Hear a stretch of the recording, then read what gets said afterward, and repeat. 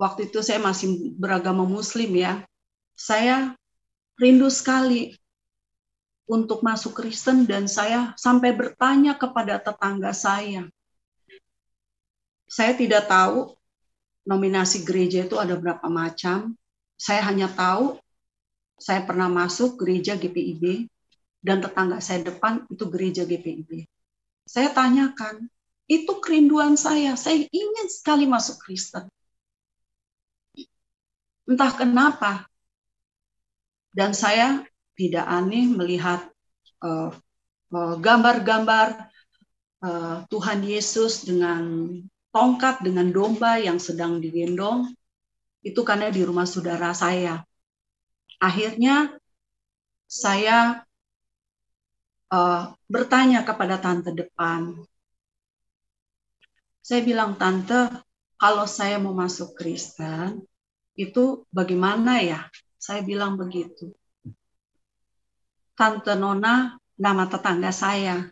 Oh, kamu harus kata sasi.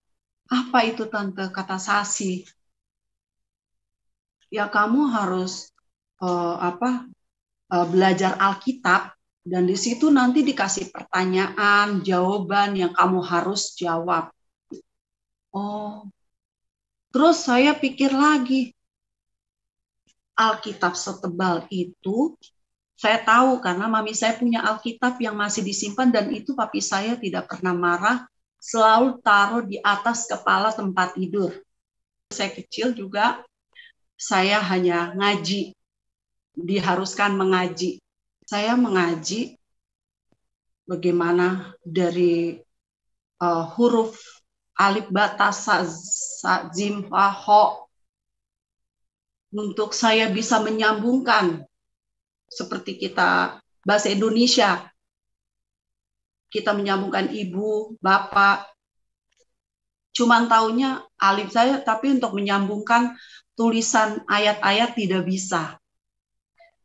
Ya hanya ikut-ikut ngaji karena diwajibkan untuk disuruh papi saya harus ngaji.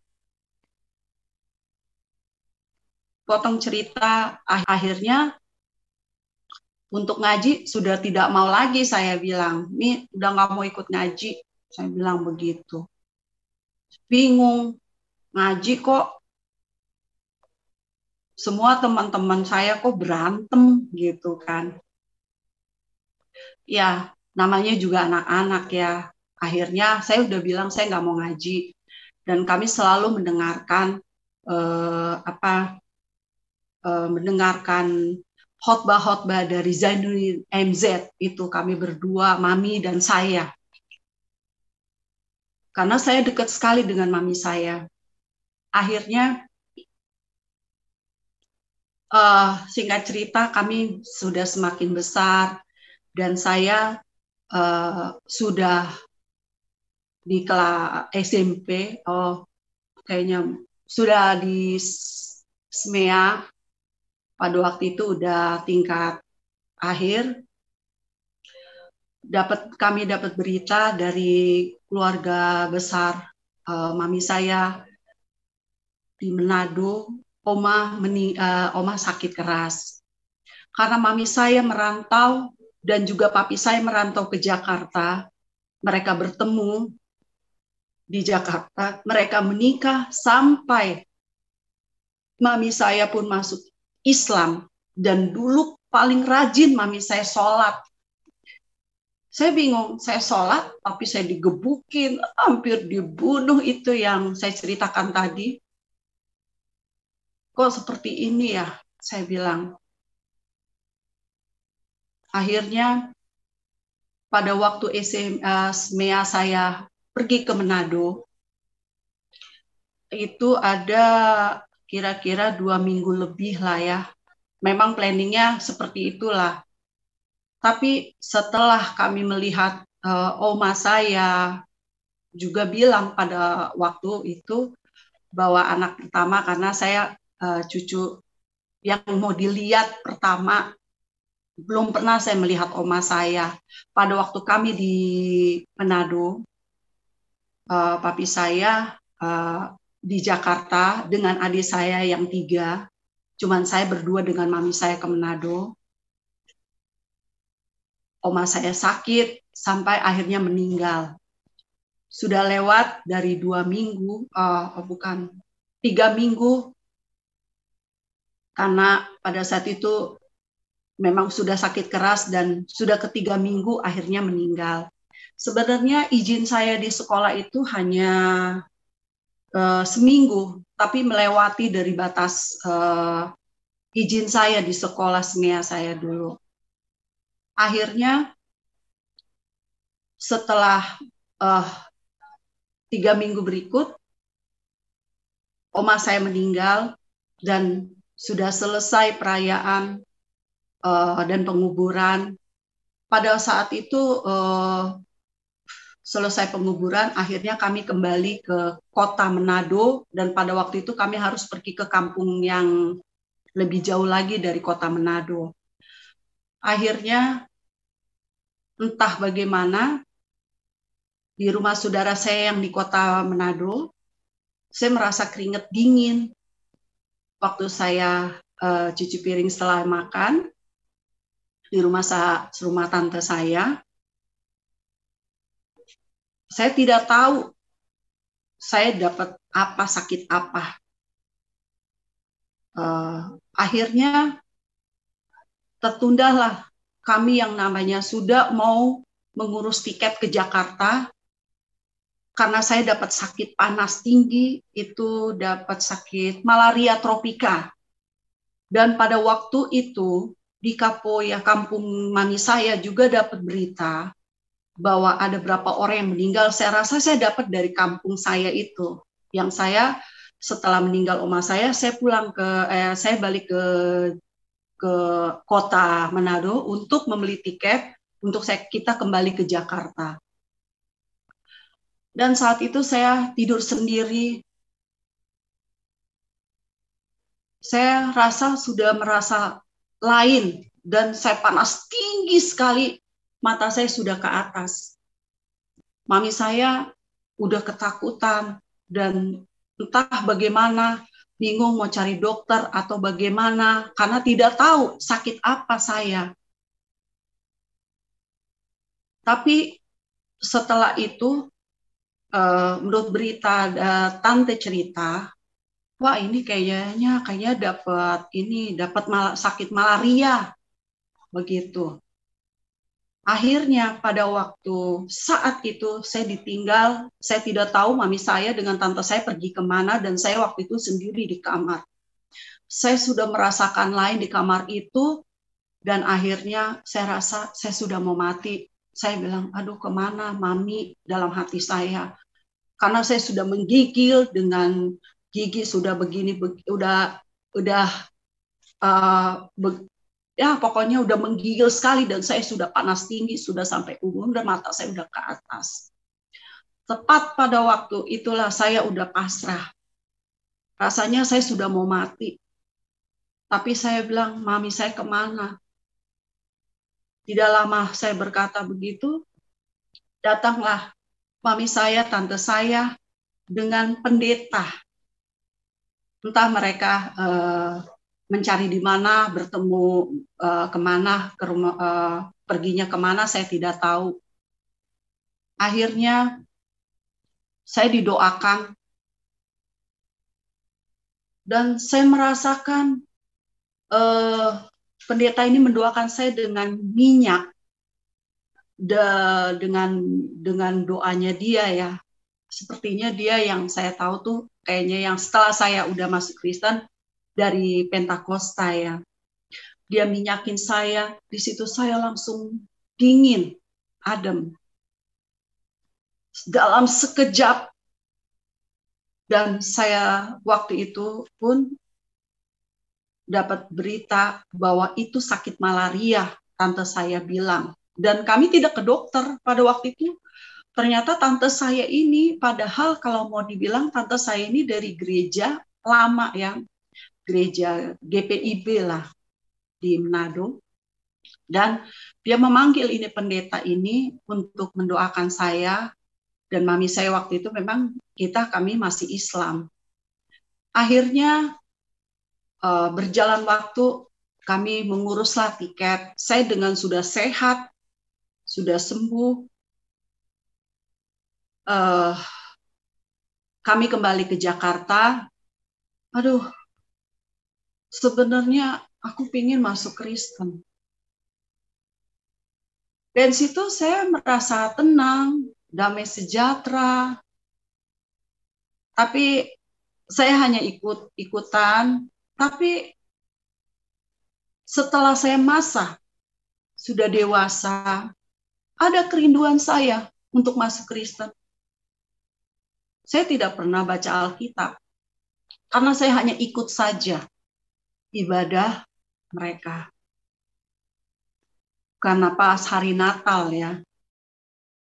Haleluya, shalom, puji Tuhan, salam sejahtera dalam kasih Tuhan Yesus Kristus. Bagaimana kabar saudara? Saya percaya saudara dalam keadaan sehat dan diberkati Tuhan. Dari parkiran Bandara Don Meng,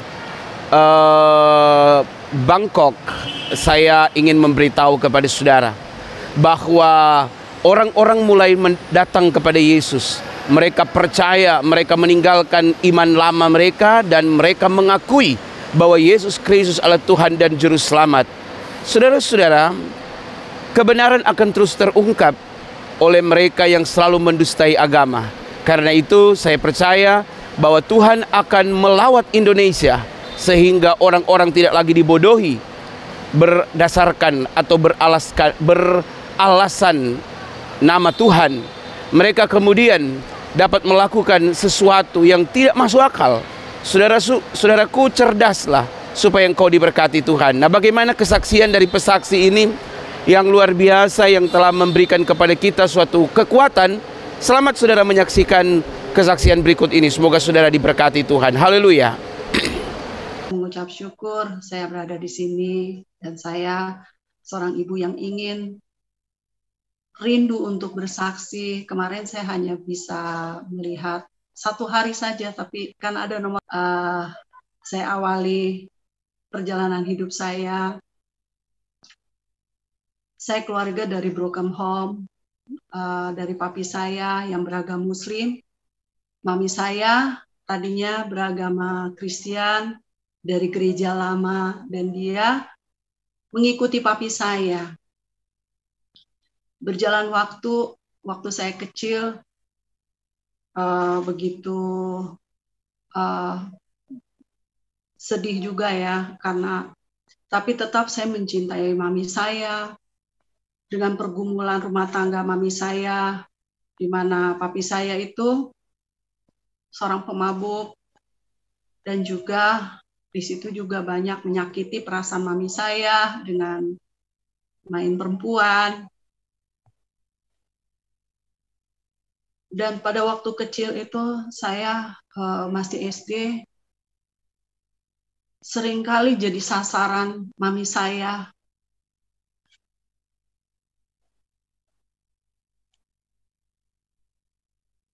Sering saya digebukin,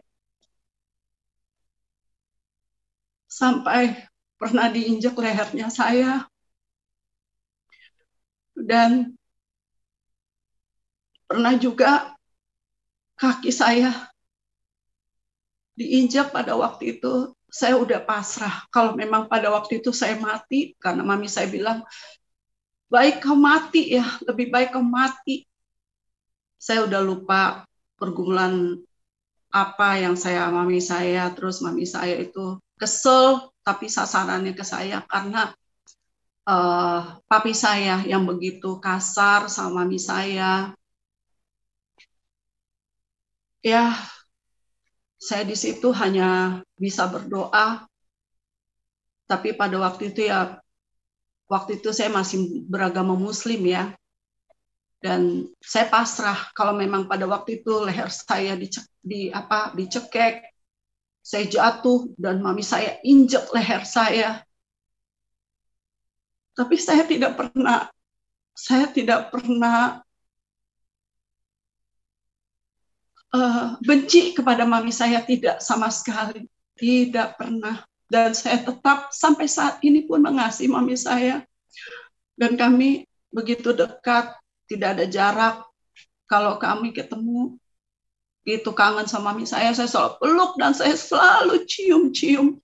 Walaupun di masa lalu itu udah saya minta pelepasan untuk didoakan sama hamba Tuhan untuk saya bisa mengampuni. Tapi memang dari dulu juga saya tetap mengampuni mami saya yang kaki saya pernah sekarang masih ada di telapak kaki, dilempar pisau dan pisau itu nancep, saya cabut sendiri.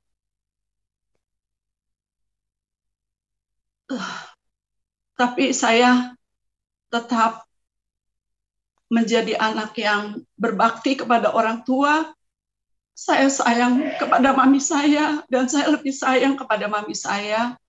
Bukan berarti saya tidak benci sama papi saya, karena dengan pergumulan rumah tangga, mau dibilang ya suami istri, tapi sasarannya seringkali banyak anak yang menjadi sasaran penganiayaan orang tua karena dia mungkin stres ya, dan itu begitu juga terjadi dengan teman saya, sering mungkin anaknya. Ya, berjalan waktu, saya sudah besar, tapi saya juga pada waktu itu saya pernah lah tinggal dengan, saya diantar sama mami saya, diantar ke perempuan simpanannya.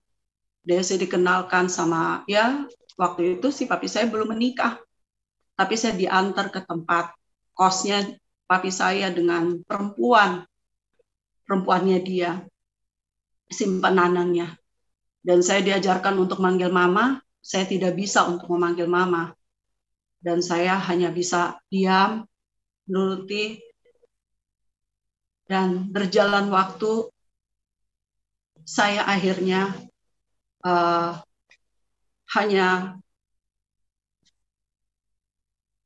saya tidak tahu pada waktu itu saya berdoa dengan cara apa, karena waktu itu saya kecil juga, saya hanya ngaji, diharuskan mengaji.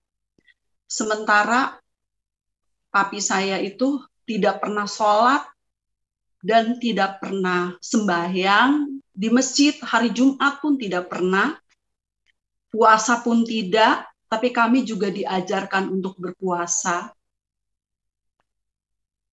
Berjalan waktu, papi saya bertobat, kembali ke mami saya, yang mananya pernah papi saya tinggalkan kami, saya dengan adik tiga orang, adik saya perempuan nomor 2 dan 3-4 laki-laki. Jadi kami berempat, saya anak pertama. Ya, di situ sebagai anak pertama saya tetap mengasihi orang tua karena pergumulan orang tua yang begitu berat. Saya menjalani sebagai anak yang kena sasaran mami saya, tidak lepas dari gebukan gitu ya, sering sekali digebuk kalau kita salah apa gitu ya. Dan mami saya orangnya keras karena dia dari Manado ya, pada rata-rata seperti itulah. Begitu juga dengan papi saya, dulu juga kecil sering saya digebukin, tapi saya tidak pernah membenci, tidak pernah membenci. Saya tetap mengasihi, saya tidak pernah dendam, saya mengasihi orang tua saya. Dan saya belajar berpikir bijak, karena itu persoalan rumah tangga yang pada akhirnya saya sebagai kakak pertama yang menjadi sasaran, yang selalu digebuk oleh mami saya. Berjalan waktu, singkat cerita, papi saya sudah kembali ke rumah dan kami boleh berkumpul seperti biasa, kehidupan yang harmonis. Papi saya akhirnya bekerja, dapat pekerjaan di Kalimantan, dan kami jarang untuk bertemu, 3 bulan sekali untuk bertemu dengan papi saya. Akhirnya ya kami sebagai anak yang tetap untuk ngaji, ya tetap ngaji kita. Karena yang diingatkan oleh papi saya, harus saya ngaji. Dalam pikiran saya waktu kecil, waktu itu SD, saya mengaji bagaimana dari huruf alif ba ta sa jim fa ho untuk saya bisa menyambungkan seperti kita bahasa Indonesia, kita menyambungkan ibu, bapak. Cuman taunya alif saya, tapi untuk menyambungkan tulisan ayat-ayat tidak bisa. Ya hanya ikut-ikut ngaji karena diwajibkan untuk disuruh papi saya harus ngaji. Potong cerita, akhirnya kami semakin lama semakin besar. Jarang kami bertemu dengan papi, ya 3 bulan sekali. Ya akhirnya kami hidup berkumpul kembali, papi saya pulang. Di mana ada kerjaannya berapa tahun, bisa 6 bulan, berapa bulan papi saya pulang. Jadi jarang ketemu dengan kami, dan kami juga akhirnya untuk ngaji sudah tidak mau lagi. Saya bilang, "Mi, udah nggak mau ikut ngaji." Saya bilang begitu. Bingung, ngaji kok semua teman-teman saya kok berantem gitu kan. Ya, namanya juga anak-anak ya. Akhirnya saya udah bilang saya nggak mau ngaji. Dan kami selalu mendengarkan mendengarkan khotbah-khotbah dari Zainuddin MZ, itu kami berdua, mami dan saya. Karena saya dekat sekali dengan mami saya. Akhirnya singkat cerita, kami sudah semakin besar dan saya sudah di kelas SMP, kayaknya sudah di SMEA. Pada waktu itu udah tingkat akhir. Kami dapat berita dari keluarga besar mami saya di Manado, oma sakit keras. Karena mami saya merantau dan juga papi saya merantau ke Jakarta, mereka bertemu di Jakarta, mereka menikah sampai mami saya pun masuk Islam, dan dulu paling rajin mami saya sholat. Saya bingung, saya sholat, tapi saya digebukin, hampir dibunuh, itu yang saya ceritakan tadi. Kok seperti ini ya, saya bilang. Akhirnya pada waktu SMEA saya pergi ke Manado, itu ada kira-kira 2 minggu lebih lah ya. Memang planningnya seperti itulah. Tapi setelah kami melihat oma saya juga bilang pada waktu itu bahwa anak pertama, karena saya cucu yang mau dilihat pertama, belum pernah saya melihat oma saya. Pada waktu kami di Manado, papi saya di Jakarta dengan adik saya yang 3, cuman saya berdua dengan mami saya ke Manado. Oma saya sakit sampai akhirnya meninggal. Sudah lewat dari 2 minggu, 3 minggu, karena pada saat itu memang sudah sakit keras dan sudah ke-3 minggu akhirnya meninggal.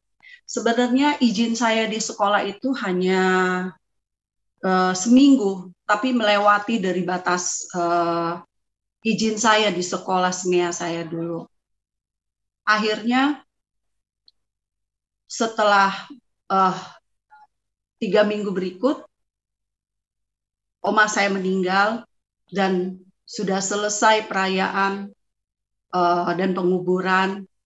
Pada saat itu selesai penguburan, akhirnya kami kembali ke kota Manado, dan pada waktu itu kami harus pergi ke kampung yang lebih jauh lagi dari kota Manado. Akhirnya entah bagaimana di rumah saudara saya yang di kota Manado, saya merasa keringat dingin waktu saya cuci piring setelah makan di rumah tante saya. Saya tidak tahu saya dapat apa, sakit apa. Akhirnya tertundalah kami yang namanya sudah mau mengurus tiket ke Jakarta, karena saya dapat sakit panas tinggi, itu dapat sakit malaria tropika. Dan pada waktu itu di Kapoya, kampung mami saya juga dapat berita bahwa ada berapa orang yang meninggal. Saya rasa saya dapat dari kampung saya itu. Yang saya setelah meninggal oma saya saya balik ke kota Manado untuk membeli tiket untuk kita kembali ke Jakarta. Dan saat itu saya tidur sendiri. Saya rasa sudah merasa lain dan saya panas tinggi sekali. Mata saya sudah ke atas. Mami saya udah ketakutan dan entah bagaimana, bingung mau cari dokter atau bagaimana, karena tidak tahu sakit apa saya. Tapi setelah itu, menurut berita, tante cerita, wah ini kayaknya dapat sakit malaria, begitu. Akhirnya pada saat itu saya ditinggal, saya tidak tahu mami saya dengan tante saya pergi kemana, dan saya waktu itu sendiri di kamar. Saya sudah merasakan lain di kamar itu, dan akhirnya saya rasa saya sudah mau mati. Saya bilang, aduh kemana mami, dalam hati saya. Karena saya sudah menggigil dengan gigi sudah begini, ya pokoknya udah menggigil sekali, dan saya sudah panas tinggi, sudah sampai ujung dan mata saya udah ke atas. Tepat pada waktu itulah saya udah pasrah. Rasanya saya sudah mau mati. Tapi saya bilang, mami saya kemana? Tidak lama saya berkata begitu, datanglah mami saya, tante saya dengan pendeta. Entah mereka mencari di mana, bertemu kemana, ke rumah, perginya kemana, saya tidak tahu. Akhirnya saya didoakan dan saya merasakan pendeta ini mendoakan saya dengan minyak, dengan doanya dia ya. Sepertinya dia yang saya tahu tuh kayaknya yang setelah saya udah masuk Kristen dari Pentakosta ya. Dia minyakin saya, di situ saya langsung dingin, adem.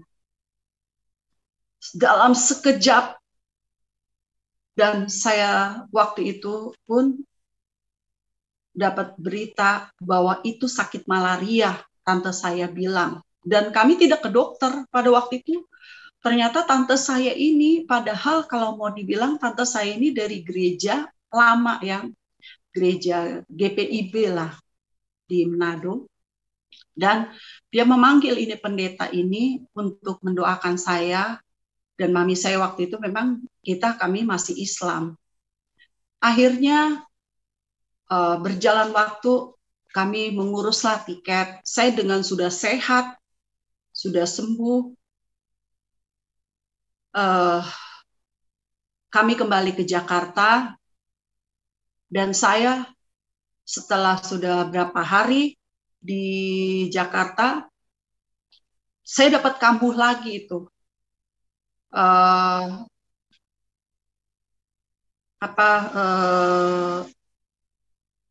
Sakit itu saya dapat keringat dingin, menggigil, dan juga panas.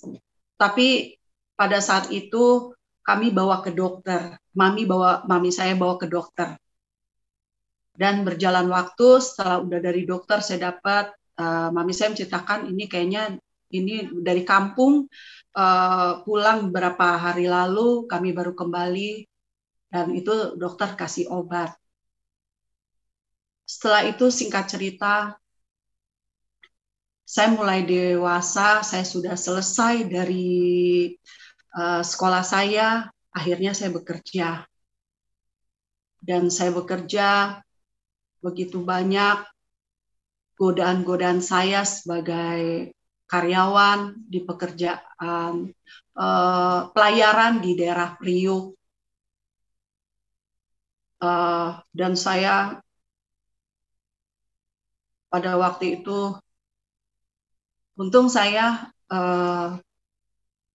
ingin bekerja dan membantu keluarga untuk adik-adik saya, karena pada waktu itu papi saya sudah tidak bekerja lagi.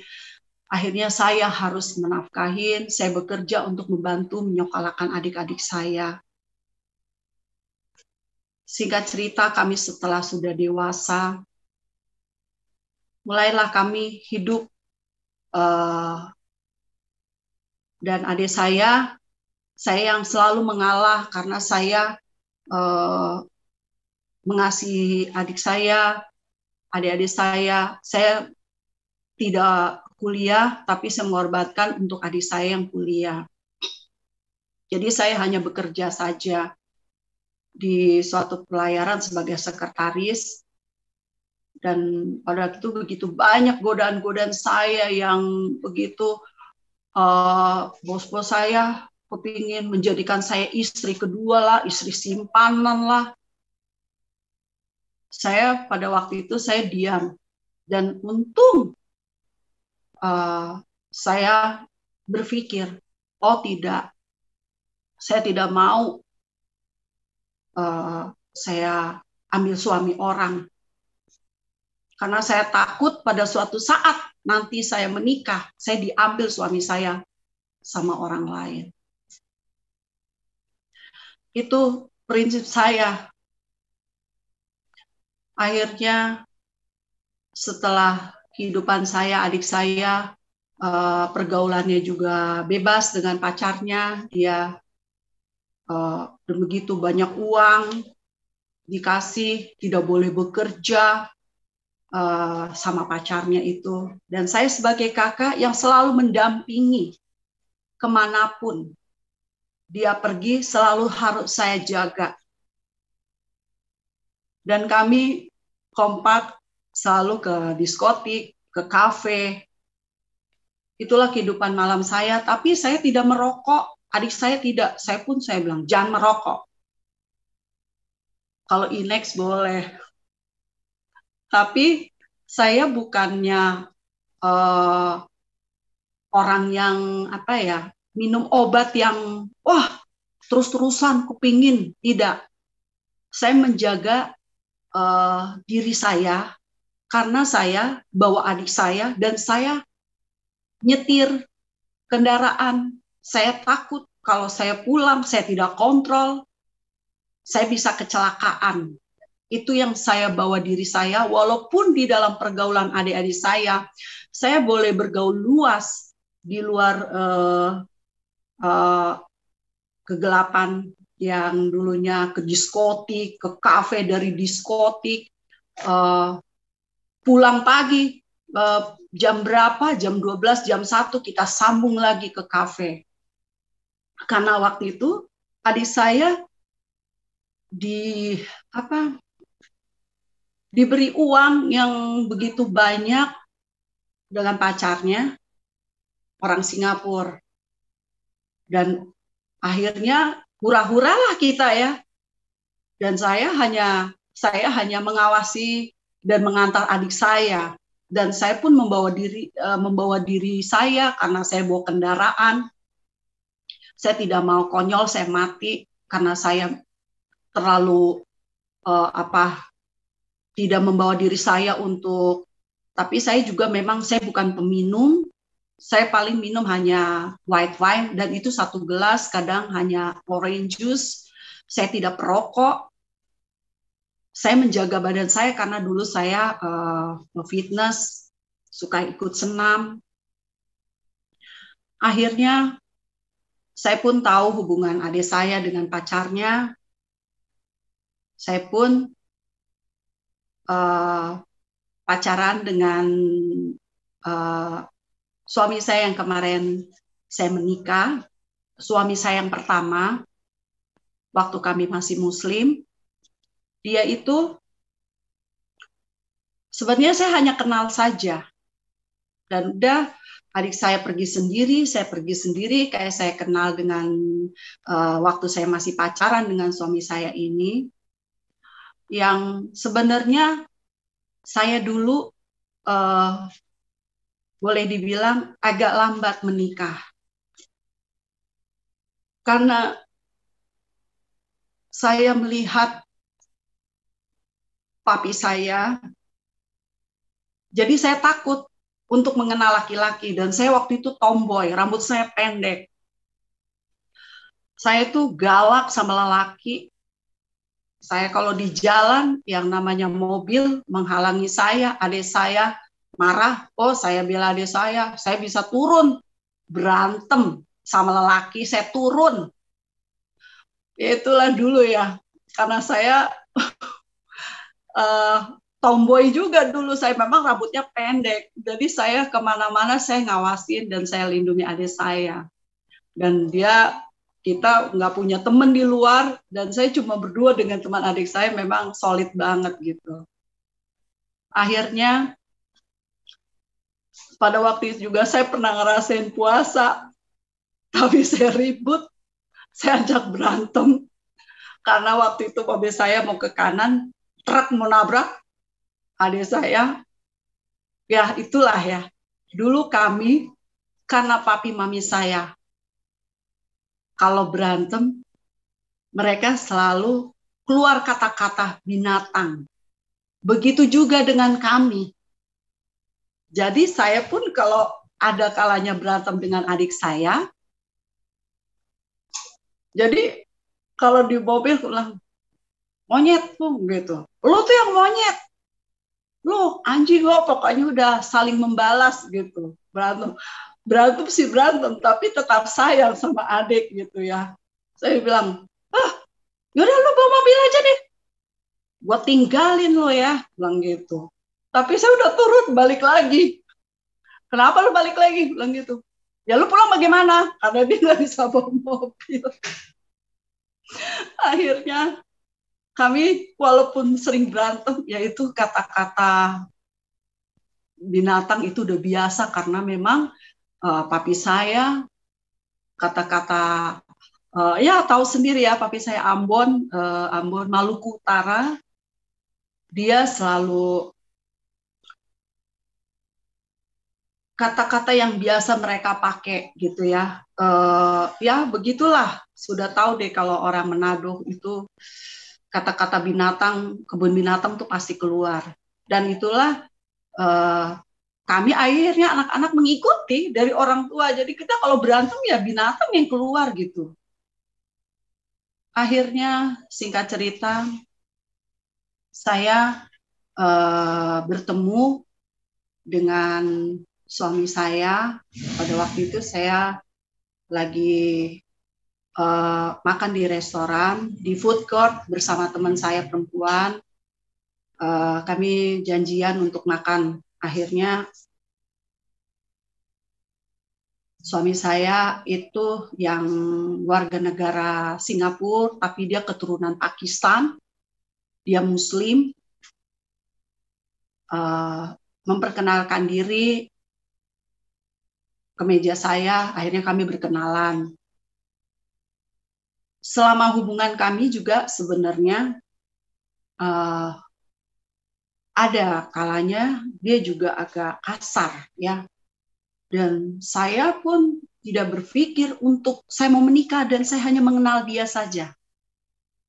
Dan kalau saya bertemu dengan dia, saya pulang ke rumah, saya bilang, Mami, gue nggak mau ya kawin sama dia.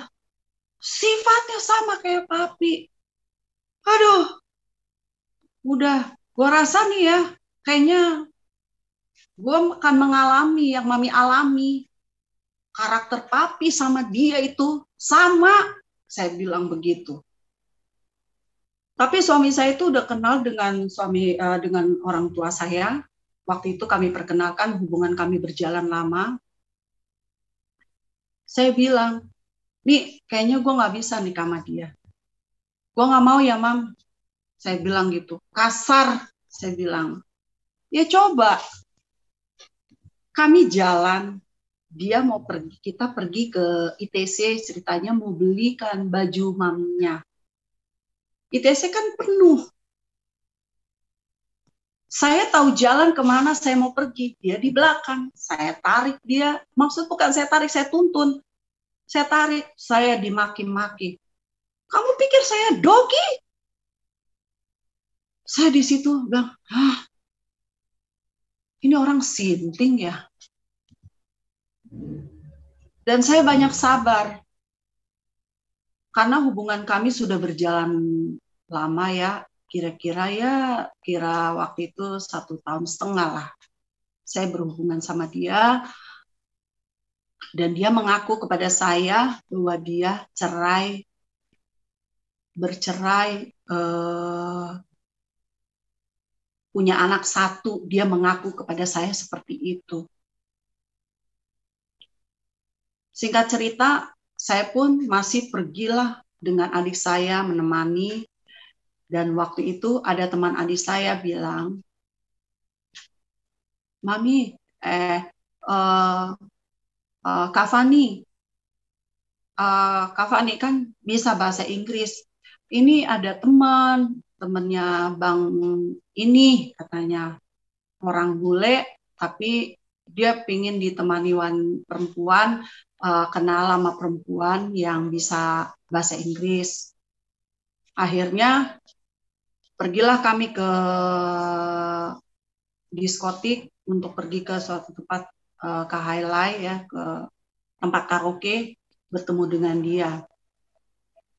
Saat itu saya berpikir, wah ini yang saya suka gitu kan. Akhirnya saya berjalan dengan dia juga, dan dia orangnya baik juga ya. Tapi saya harus memilih antara 2 orang ini, salah satu.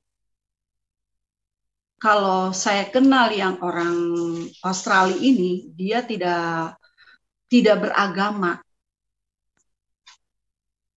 ateis lah mau dibilang. Dan pada waktu pikiran saya bergejolak, saya bilang begini, saya kepingin masuk Kristen. Saya kepingin punya suami orang Kristen. Karena saya tidak mau saya disakitin atau suami saya main perempuan itu. Saya tidak mau, apalagi pemabuk. Akhirnya saya dengan suami, saya hubungan juga dengan yang orang Australia. Tinggal saya juga bilang, dan mereka sudah datang ke rumah bertemu mami saya dengan papi saya. Tapi hubungan kami tidak lama dengan yang orang Australia.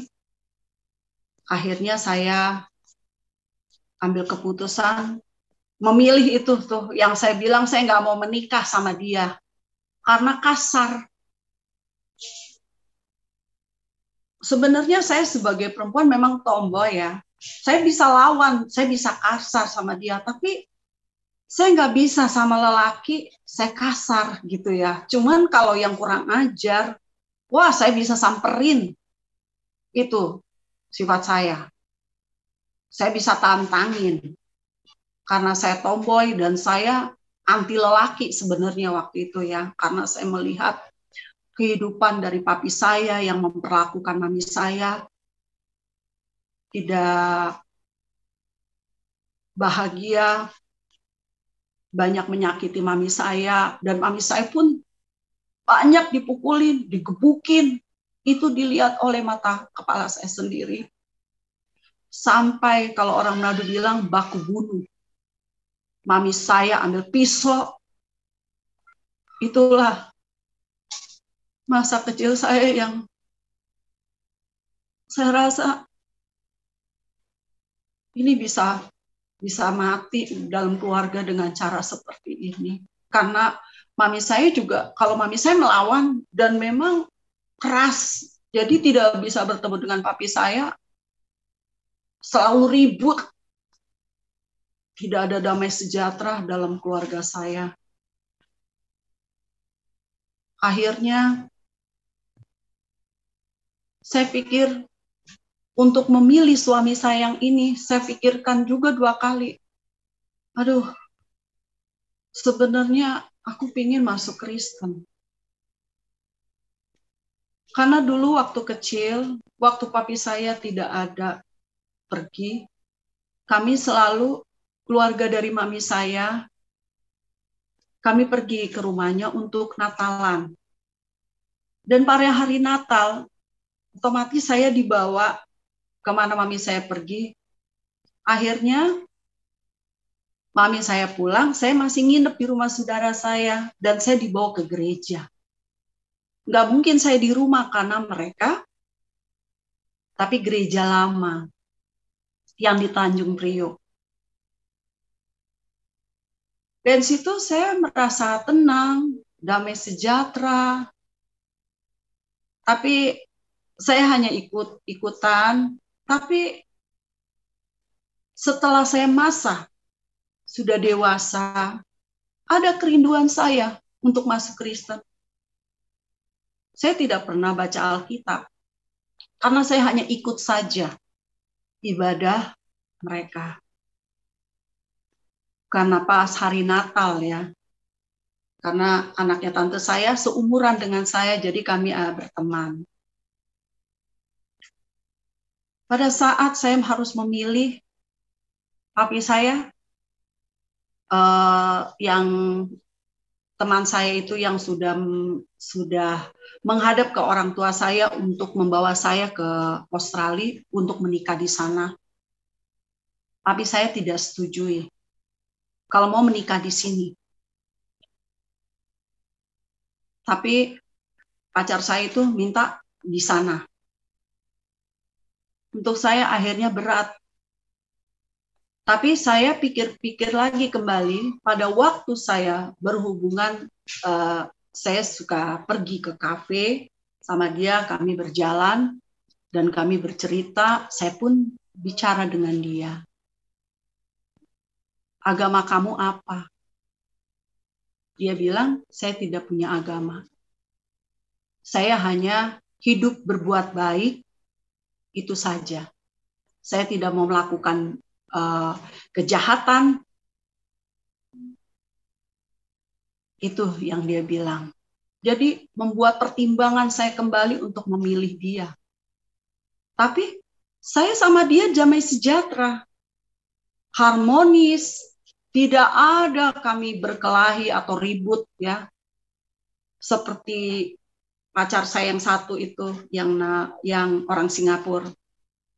Dia kasar sekali. Kadang di jalan aja, dia bisa marah di depan orang. Saya kadang, ya Tuhan, aduh dapat suami kayak begini, gimana aku jadiin suami nantinya ya kalau aku menikah. Tapi karena saya pikirkan kembali dengan usia saya yang sudah masuk 28 tahun, teman-teman saya sudah punya anak, mereka sudah pada menikah umur 23 tahun. Saya yang makin lambat untuk menikah. Dan itu menjadi pikiran dan dorongan untuk suami saya, untuk mami saya juga bilang, kamu nih gak dapat jodoh katanya. Sudah katanya menikah. Begitu juga papi. Saya pikirkan dengan usia saya yang makin tua, akhirnya saya menikahlah saya ambil pilihan, saya putuskan yang orang Australia dengan kesedihan mendalam. Akhirnya kami berpisah baik-baik. Dan saya ambil keputusan, saya pun bilang sama yang suami saya itu, yang jadi suami saya orang Singapura itu, dia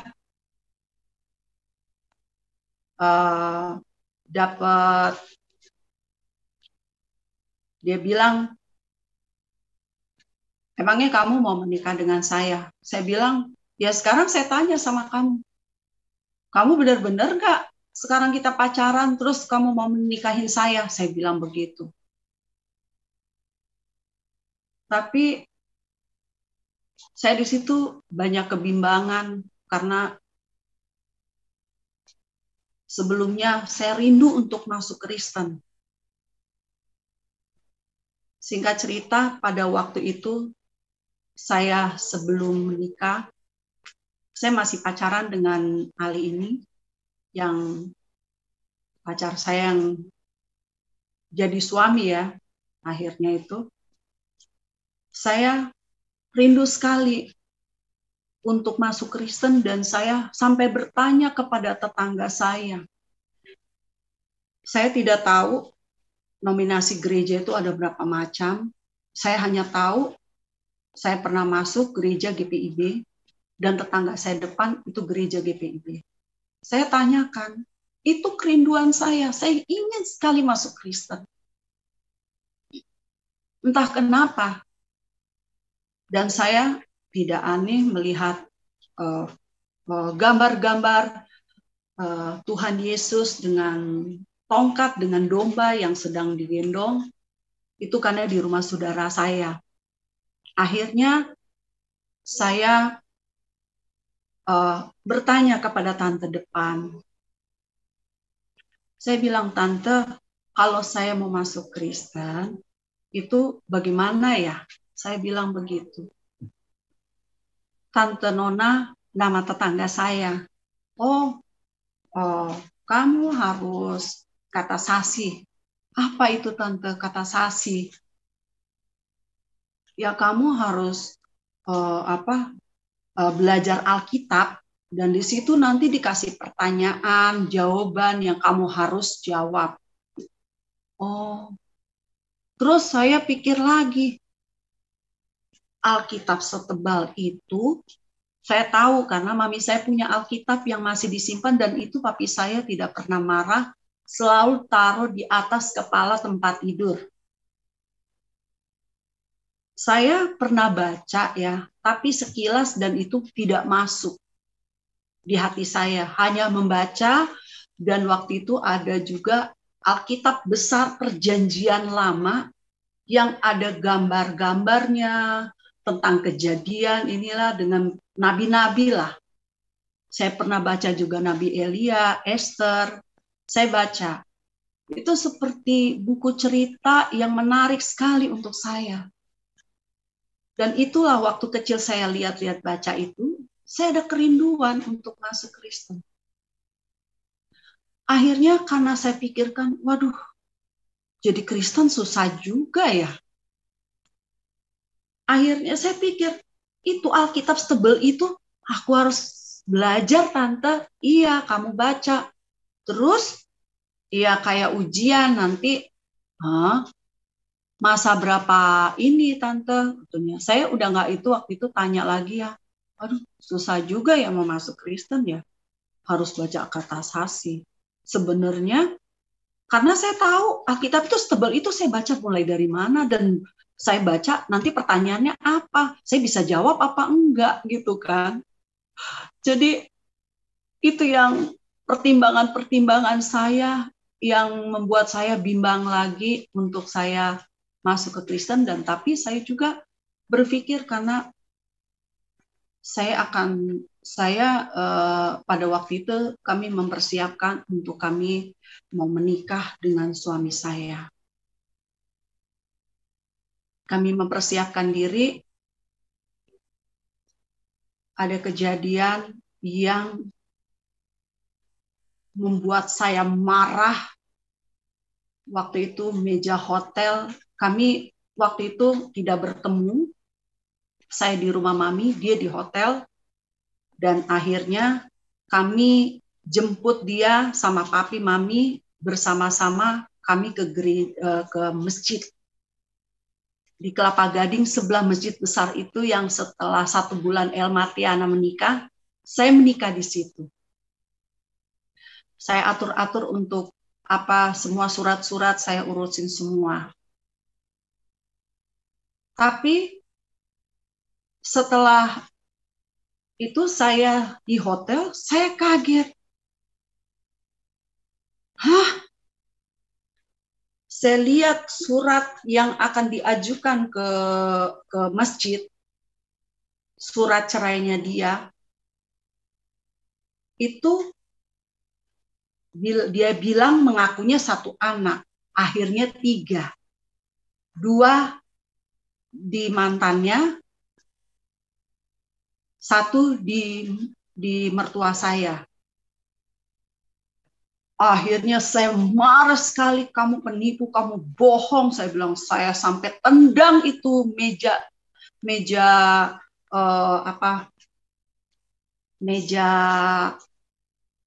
hotel, terbalik itu. Marah sekali saya. Karena surat itu yang dia tutup-tutupin tidak mau kasih. Akhirnya saya baca. Dan kami akan mami saya lagi menunggu di lobi dengan papi saya. Jadi saya masuk ke pintu, saya panggil. Karena wali dari ini juga tetangga yang jadi wali suami saya.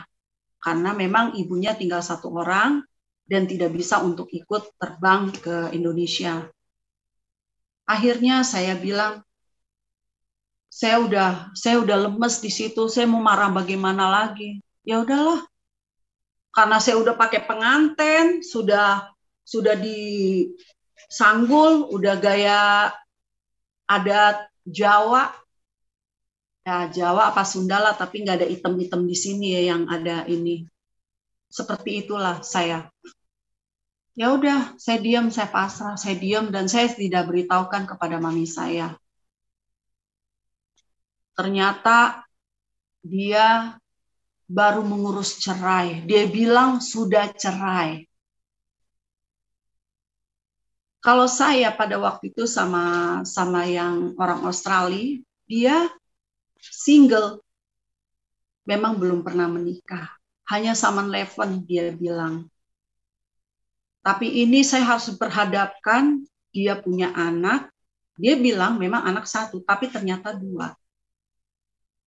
Di luar negeri, saya tahu ceritanya bahwa mereka kalau bercerai, tetap hak kewajiban anak nafkah untuk menyekolahkan masih tetap tanggung jawab dari suami saya. Itu berat untuk saya. Karena saya pikir cuma 1 anaknya. Akhirnya menikahlah kami. Setelah itu setelah saya habis menikah, kami atur baju-baju di mana memang sebelumnya sudah disiapkan, tas di cover untuk kami berangkat ke Singapura. Bertemulah saya dengan mertua dan anak tiri saya 1.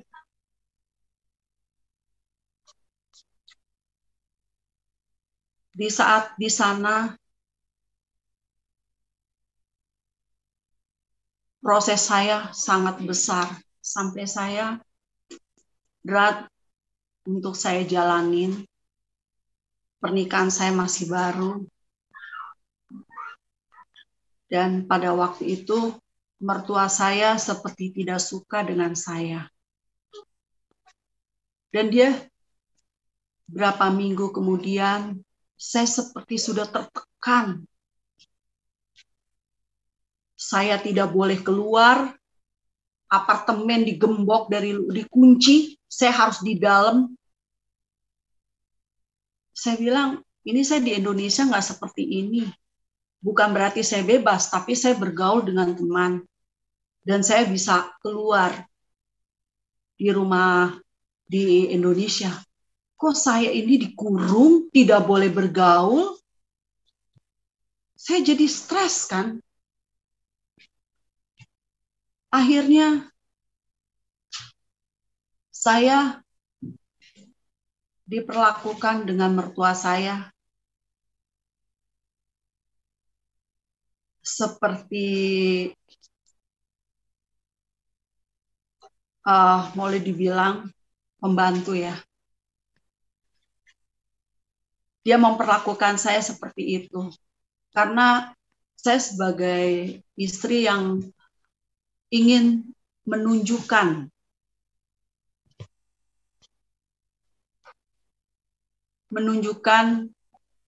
bahwa saya tetap sabar.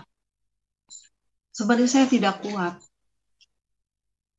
Berjalan waktu, pernikahan saya masuk berapa bulan, perlakuan mertua saya, dan saya pernah dengar ada tetangga anak kecil bertanya, "Mami, siapa itu?" Katanya. "Oh, maid mami yang baru." Situ saya hancur, saya sakit hati, tapi saya tidak dendam dan saya diam. Mulailah di situ pernikahan saya sudah mulai goncang. Oh, saya tidak bilang juga dengan suami saya diam, saya pendam. Dan pada waktu itu saya harus bertahan hanya dalam jangka berapa bulan ya, saya udah cukup lama juga lupa. Saya bertahan sampai 3 bulan, ya adalah berapa bulan itu sudah mendekati saya harus kejar green card saya untuk saya dapatkan. Dan memang pada awal pertama itu saya jalanin begitu berat untuk saya bertahan di rumah itu. Mertua saya menindas saya, tapi saya diam, saya tidak balas. Ditambah lagi suami saya ketahuan berhubungan dengan perempuan, sementara saya memasak, saya dengar dia berhubungan dengan perempuan. Saya terus berpikir, saya dulu tidak ada niat untuk saya mau ambil suami orang, tapi kok kenapa ya? Kok jadi nasib saya seperti ini? Apa yang dirasakan mami saya sebenarnya lambat menikah karena saya pikirkan yang saya takutkan, saya dapat suami yang seperti papi saya. Akhirnya begitu beratnya saya untuk jalanin, saya tidak kuat sebenarnya. Tapi saya kuat-kuatin. Pada akhirnya sebelum bulan puasa, sebelum puasa, 2 hari lagi sudah mau puasa, saya minta pulang. Saya ribut dengan suami saya, ternyata dia suka judi bola, dan banyak dia harus membayar dengan kredit card. Dia bekerja, tapi suka judi. Dan bukan itu saja, dia juga peminum. Sampai memang dia sebenarnya punya sakit.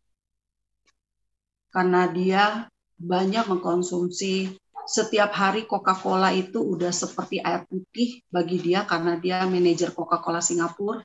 Akhirnya dia punya penyakit gula yang sudah saya pelajari, saya cari tahu tentang kesehatan, sudah melitus. Akhir saya sudah nggak kuat dengan perlakuan mertua saya. Dipikir saya tuh orang, maaf, yang dari kampung betul. Karena mertua saya setiap jalan dengan saya. Dan dia juga menuntut kepada saya untuk saya pakai kerudung dan pakai baju rok panjang. Saya pada waktu badan saya kecil. Saya masih sopan-sopan pakai baju, kaos. Memang baju ketat lah, tapi ada tangan, dan saya juga sopan untuk berpakaian, dan celana memang celana street, bahan yang selalu saya pakai itu ngetat di badan saya. Memang saya waktu itu memang badan saya kecil. Tapi dia menuntut terus, menuntut terus. Tiap kali jalan, lawak, Wani, kamu pakai baju ini, begini, begini. Sementara saya selalu mengantar mertua saya ke pasar. Akhirnya saya bilang saya rasa risih ya, karena saya walaupun dengan papi saya Muslim,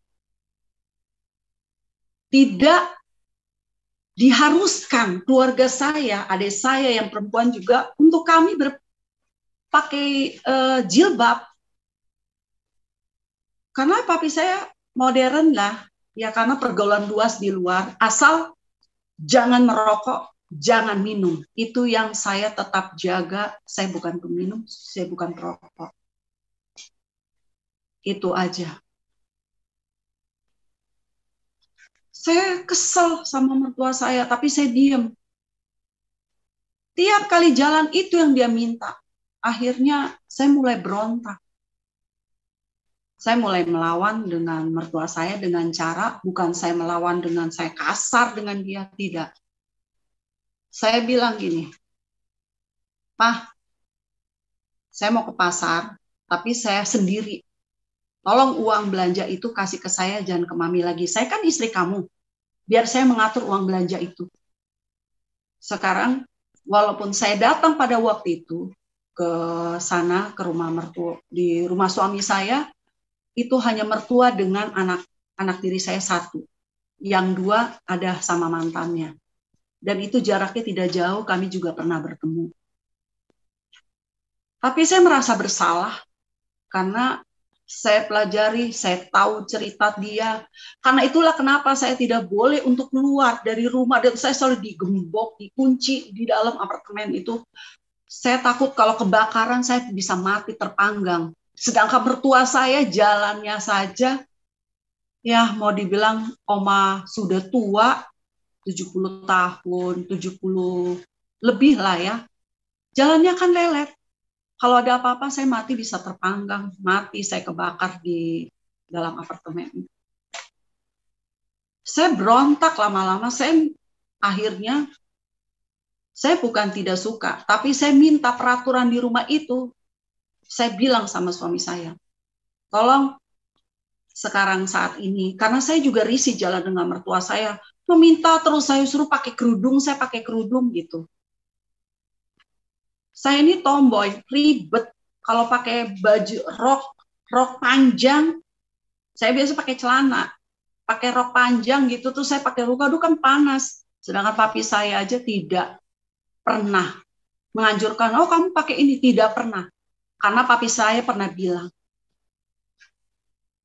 kamu katanya, kalau kamu pakai kerudung juga katanya, kalau di bawah dibuka, istilah kasar, sama aja kamu nggak benar katanya.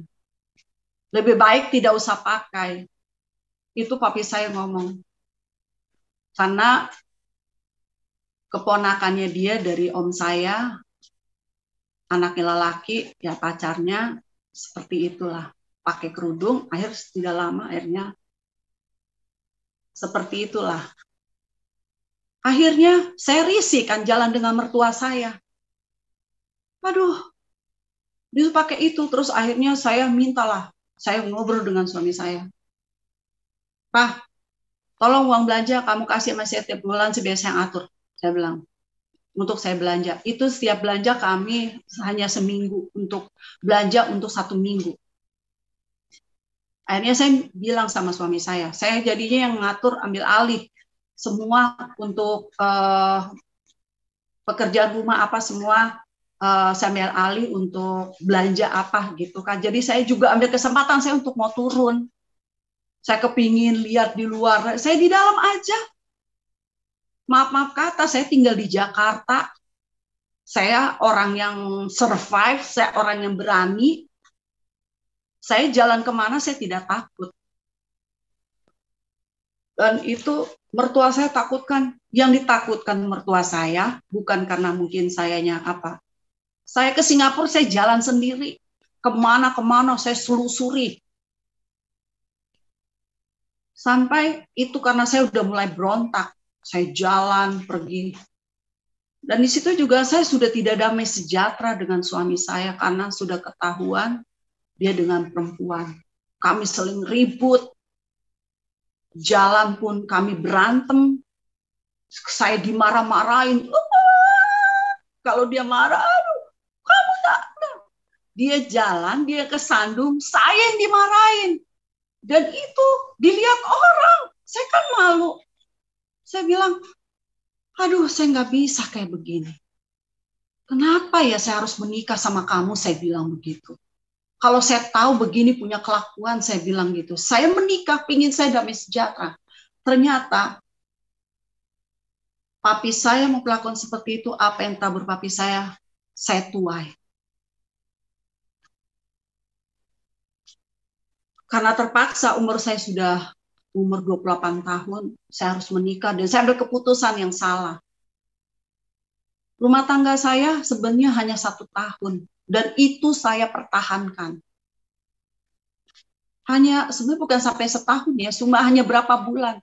Karena udah ketahuan lah, udah belangnya dia setelah saya ke rumahnya dia, ke rumah asalnya dia. Dan dia orang Pakistan, cuman kelahiran Singapura, warga negara Singapura. Saya bilang, saya nggak bisa kayak begini.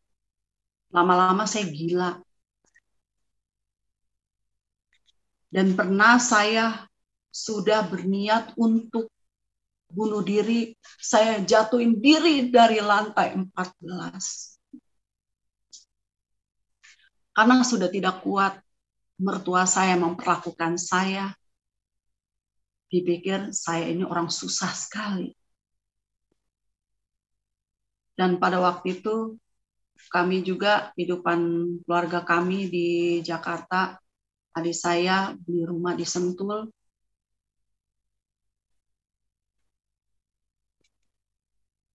Saya pikir, dalam hati saya, udah deh kalau gue cerai, gue juga gak susah. Karena kita kakak beradik saling menopang. Sampai adik saya bilang, terus adik saya pernah terbang menemui, pada waktu itu belum. Akhirnya ketahuan suami saya ada hubungan telepon sering dengan perempuan, dan saya juga cek bil-bilnya dia begitu besar, banyak dengan perempuan-perempuan lah, orang Filipina, jadi ada hubungan. Orang Batam ya udah saya nggak tahu deh, karena dia mengikuti temannya yang kesana kemari perempuan, samalah gengnya mereka ya.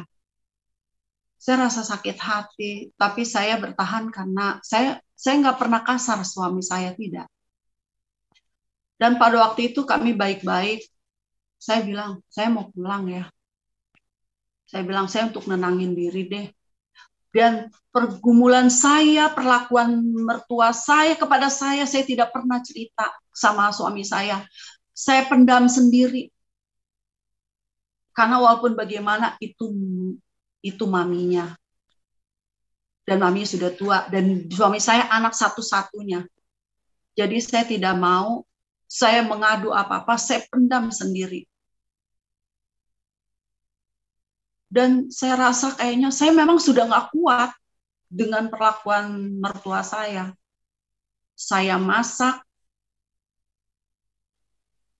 sampai akhirnya saya masak, terus masak ayam goreng, buatan Indonesia, saya masak ini saya, cara saya. Dia panggil cucunya yang lain untuk datang. Saudara tahu saya masak, makanan itu sudah tidak ada. Akhirnya saya bilang sama suami saya minta uang, saya ada pegang uang, tapi saya bilang saya mau makan di bawah, biar suami saya tahu, tapi saya nggak mau cerita. Kenapa? Kamu kan sudah masak. kami selalu ya ada bahasa kami pakai ya Inggris dengan Melayu. Saya bilang, makanan sudah habis, anak-anakmu datang makan dan sudah dihabiskan, saya tidak makan. Pikiran saya bukannya saya sakit hati atau saya marah dengan masakan saya habis, saya senang. Tapi itu kesempatan saya untuk saya turun ke bawah, aduh saya kepingin makan mie babi. Aduh, itu yang saya inginkan. Pingin ngerasain ya mie-nya gitu kan. Karena di sana kalau saya makan di restoran diajak suami, saya lihat aduh mie-nya enak-enak ya, tapi itu kayaknya ada pork gitu kan. Aduh rasanya kayak gimana enak. Saya memang dulu mami saya walaupun Islam, tapi kami diam-diam selalu masak babi rica, dan itu papi tidak tahu pada waktu Lebaran. Jadi 2 masakan itu disimpan di panci di bawah, tidak papi saya tidak tahu. Jadi udah kebiasaan, saya udah suka makan. Tapi kalau dogi tidak, cuman itu saja yang saya makan. Akhirnya saya bilang, aduh kepingin turun ke bawah, aduh. Ya sudah katanya, tak ada lagi, bilang sama mami. Mami tak ada makanan lagi, sudah habis katanya. Ya udah mereka bilang ya udah, akhirnya kesempatan saya turun ke bawah.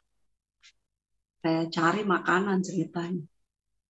Akhirnya saya cari ke restoran yang ada pork. Aduh saya suka sekali gitu, mie. Ada campuran itu. Akhirnya saya kembali, selesai makan saya kembali ke atas. Terus suami saya bilang, katanya begini, kamu tuh ke bawah makan apa? Ya makan makanan Melayu lah, makanan apa? Ya nasi campur, bilang begitu, kayak Padang lah gitu kan, itu kan. Cuman saya nggak cerita sama dia. Tak, katanya. Kurasa kok tak makan itu lah, katanya. Apa? Nah, kamu apa-apaan sih? Saya bilang gitu. Saya makan aja ditanya, ya udah saya makan, ya udah saya bilang gitu. Kenapa saya turun ke bawah? Bilang, saya harus berbohong gitu. Awas kamu ya, katanya, makan itu, katanya. Itu cacing pitanya, katanya, kan ada cacing pitanya, katanya. Kalau kamu makan itu, saya nggak mau, katanya, cium kamu lagi, katanya. Gitu dia bilang. Nah, mati saya nggak apa-apa, yang penting gue udah makan gitu. Akhirnya saya diam, saya ketawa gitu. Ih, dia nggak tahu. Duh. Ya udah berjalan waktu, akhirnya kami ada ribut lagi karena dia selalu berhubungan dengan perempuan yang saya udah lihat di bilnya tiap bulan. Apa ini, saya cari-cari hubungan dia dengan perempuan. Ketahuan di situ, saya tidak marah, saya diam saja. Waktu itu pun saya datang, saya dicurigain. Kamu masih hubungan ya sama si Brad ya? Karena memang waktu itu saya bilang, padahal saya ketemu dengan dia dulu, baru si yang orang Australia. Tapi saya balikin, saya kenal orang Australia dulu, baru kenal sama dia. Jadi saya bohong. Saya pikir ya saya berteman, jodoh saya yang mana aja. Tapi saya sebenarnya, saya lebih damai sejahtera dengan yang Australia itu. Cuman karena saya waktu itu mau diajak untuk nikah, kawin lari lah istilahnya, saya nggak mau karena saya walaupun bagaimana tetap saya takut kena kutuk dari orang tua, nanti saya bagaimana di sana, itu saya akhirnya nggak berani untuk ambil keputusan dengan pacar saya itu. Akhirnya kembali lagi ke suami saya ini, saya diam, saya bilang saya mau pulang. Karena saya sudah berantem sama dia. Saya bilang, saya minta pulang. Saya bilang gitu, ternyata kamu alasan cemburu-cemburu dengan saya pikir kamu menuduh saya masih hubungan telepon sama si Brad, saya bilang begitu. Kami berantem dan itu didengar sama mertua saya. Semakin mertua saya menindas saya. Perlakuan saya, karena kami ribut. Dan mertua saya itu suka nguping. Pas saya buka pintu kaget dia. Oh, saya udah tahu. Memang dari awal dia tidak suka dengan saya, tapi pada waktu pertama saya kenal dia juga jelekin mantannya dari suami saya. Tapi saya diam. Akhirnya saya dapat informasi, saya sering keluar bertetangga, saya ngobrol dengan teman. Setelah itu saya berapa bulan di Singapura sudah mendekati bulan puasa, saya udah nggak mau. Karena mertua saya memerintahkan saya untuk saya bangun jam 3 pagi untuk pekerjaan rumah. Oh, jadi saya ini sebagai istri dari suami anaknya dia, saya mau diperlakukan seperti pembantu. Jam 3 subuh dia selalu menyinggung, saya suruh bangun jam 3 subuh dan saya suruh untuk mengelap jendela yang tinggi yang kapan aja kalau saya kepleset atau apa saya bisa jatuh dan saya mati. Suruh lap kaca gitu, tapi saya lakukan dan saya tidak dendam. Cuman saya hanya berpikir ada saatnya saya tidak akan untuk bertahan lama. Akhirnya kami sudah, saya bilang, waduh, kalau misalnya lebaran, puasa, saya subuh-subuh saya harus ini, sementara suami saya juga bekerja, kadang pulang malam, saya masih harus masak yang baru, bukan masak yang tadi pagi, masakan yang baru, atau masak sayur tambahan tergantung dari masakannya, harus yang baru. Dan itu saya harus membereskan perabotan itu bisa 1 jam. Saya baru masuk kamar jam 1. Akhirnya darah saya ngedrop. Karena saya kurang tidur, pagi-pagi jam 4 saya sudah bangun. Jam 1 tidur. Pekerjaan rumah yang saya rasa kayaknya nggak ada beres-beresnya. Saya bilang saya nggak kuat kayak begini. Dan saya memang punya tekanan darah rendah. Saya nggak kuat. Akhirnya, dan saya tidak pernah ya saya untuk melawan, tapi ya ribut sama suami pada waktu itu, saya juga sempat marah sekali sama dia. Dia menuduh saya, ternyata dia yang melakukan itu, tapi dia tuduhkan ke saya. Apa yang dia lakukan, dia tuduhkan ke saya. Kamu telepon laki-laki ya? Begini. Saya bilang, kamu mau cari ribut? Saya bilang begitu. Saya kayaknya lama-lama ya hidup sama kamu. Baru berapa bulan saya tinggal di rumah kamu ini, saya nggak damai sejahtera, saya bilang. Tapi dalam hati saya ada waktunya. Saya untuk bertahan. Tidak akan lama. Akhirnya, saya minta terus pulang. Saya tetap melayani suami, walaupun saya tahu suami saya ada hubungan sama perempuan. Orang Philippines. Saya tetap melakukan kewajiban saya sebagai istri. Saudara, orang Manado tuh nggak ada mungkin yang bikin seperti saya, karena saya tidak mau kehilangan suami saya. Saya melayani, saya pakai kaos kaki, saya pakai sepatu. Karena saya ingin melayani lebih suami untuk suami saya merasa bangga dan suami saya tidak untuk berpaling ke perempuan lain, karena saya akhirnya yang tadinya saya tuh pikir saya ya sebenarnya dulu nggak cinta-cinta banget ya, tapi akhirnya timbul rasa cinta karena saya udah menikah sama dia dan baiknya dia kepada saya dan keluarga saya itu yang saya ingat. Tapi akhirnya saya pulang ke Jakarta. Terus dari Jakarta saya ke Bogor karena ke rumah ibu saya.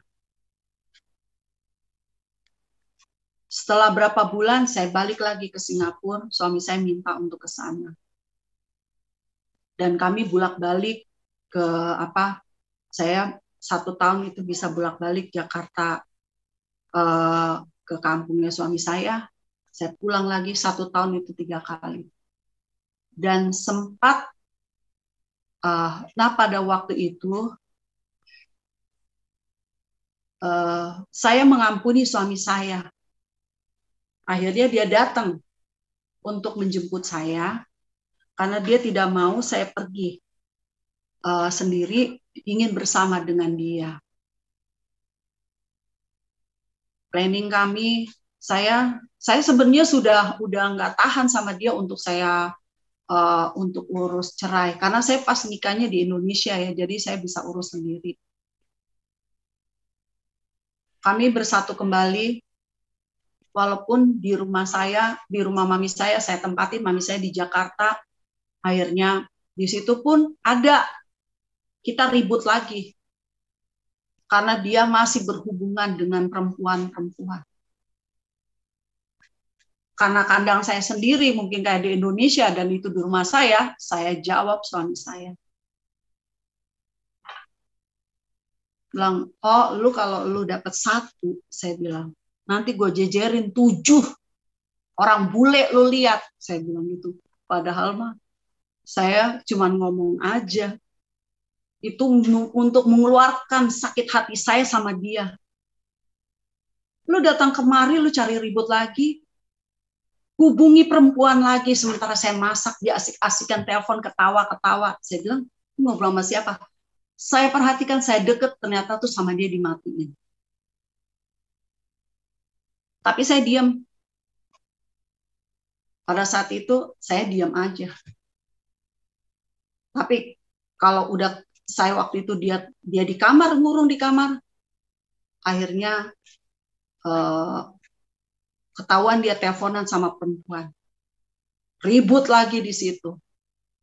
Saya bilang, kamu kalau misalnya ya kita kalau sudah tidak cocok, kamu mau perempuan itu silakan kita cerai aja, nggak apa-apa, saya bilang begitu. Daripada saya menderita sakit hati ya, saya bilang saya sebagai istri kurang apa melayani kamu. Kamu cari istri perempuan yang bisa pakai kaos kaki, kamu pakai sepatu, kamu pergi kemana? Makanya saya suapin kayak kata papi saya tuh, baby tua lagi disuapin. Malu saya sebenarnya, karena saya nunjukin, saya ingin berbaik lagi kepada suami saya ingin mengampuni dia lagi. Karena satu yang saya mau, saya berkeluarga. Bukan materi yang saya cari, tapi kebahagiaan batin saya. Akhirnya waktu itu dia mau ngajak saya, ayo katanya kita balikan lagi. Terus dia baik-baikin saya, dia minta maaf. Akhirnya dia beli rumah saya. Kita cari rumah yuk. Di mana? Saya bilang begitu. Di Singapura. Saya bilang, saya rasanya berat juga ya tinggal sama mami kamu. Saya bilang gitu. Saya ceritakan, tapi tidak semua. Oh ada yang saya bilang, teganya mami kamu ya. Masa saya itu anak mami ini nanya sama mami di depan, mami itu siapa? Katanya, maid mami yang baru. Saya waktu itu lagi ngepel, saudara. Tapi saya nggak sakit hati. Saya tidak membenci mertua saya. Saya hanya, pikiran saya begini, udah. Saya ingin lihat sampai di mana saya kuat untuk saya bertahan dalam rumah tangga. Karena mertua saya sudah memperlakukan saya seperti pembantu. Dan saya tidak pernah cerita sama mami saya. Saya pendam sendiri. Pada saat itulah, saya lihat ke bawah, saya keluar. Mami, kunci masih mau lihat. Cuman keluar aja, itu ada teras. Saya lihat ke bawah. Rasanya saya udah gak kuat ya. Tapi saya pikirkan kembali, nanti kalau gue mati kemana ya? Saya bertanya begitu karena waktu itu saya masih muslim. Akhirnya suami saya baikin saya. Terus kami berjanji lah. Saya bilang begini, Saya sebagai istri, ya, saya di sini pun, kamu di sana, saya tidak ada laki-laki. Saya bilang, saya setia dengan laki, saya setia. Tapi kalau kamu buat lagi, ya sudah, tinggal saya urus cerai saja. Saya bilang begitu.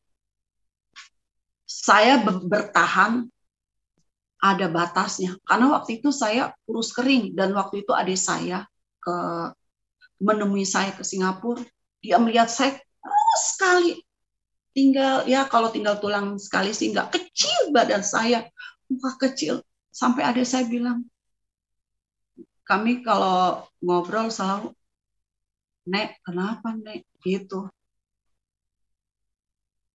Nanti aja ceritanya. Saya terima adik saya di rumah saya, dan itu pun jadi masalah sama mertua saya. Padahal adik saya tiket sendiri bukan biaya dari saya. Dan dia sudah marah, kesel gitu. Dia nyapu, tak tok, dia kayak marah. Oh, saya di situ mulai saya berontak. Apa maksudnya? Ini datang adik saya kok. Saya bilang, saya mau keluar, saya mau jalan, saya mau cari makan, saya mau ngajak jalan adik saya ke Orchard, saya ingin bawa jalan-jalan dia. Akhirnya di luar, saya menangis, saya bilang, saya udah nggak kuat, Nek, udah nggak kuat gue. Saya bilang begitu. Adik saya malah hiburnya apa? Malah lu mah, katanya lu kurus kayak begini. Nah, mertua lu umurnya sudah 70 lebih. Ya tinggal tunggu mati kali, Nek. Udah lu kenapa pusingin? Katanya begitu. Saya bilang, lu nggak ngerasain. Saya bilang gitu. Beban masalah gue bukan sama mertua aja. Saya bilang, sama laki gue juga. Saya bilang gitu. Lo tahu nggak? Laki gue itu kan udah diam-diam hubungan sama perempuan lah, nggak tahu Filipina tuh yang dia pacaran apa, nggak tahu lah, gue nggak tahu lah. Ya di Singapura sini dia boleh kenal-kenal sama perempuan itu, nggak tahu dia pergi kemana lah, gue nggak tahu. Dan itu bukan sekali dua kali, saudara. Saya untuk belajar mengampuni. Akhirnya dia pulang lah balik ke Singapura. Saya bilang belum dulu. Saya mau tenangin diri dulu ya. Saya bilang begitu. Akhirnya saya ke Jakarta, karena mami saya waktu itu masih di Jakarta, belum pindah, itu rumah adik saya. Nah pada waktu itu juga, pas waktu suami saya ada, dia bilang, kita cari rumah yuk. Di mana? Di sini. Oh ya sudah, saya muter. Satu komplek, hanya beda berapa gang, saya beli rumah itu. Saya berperjanjian, kalau misalnya kamu berbuat lagi, saya udah nggak tahu ya.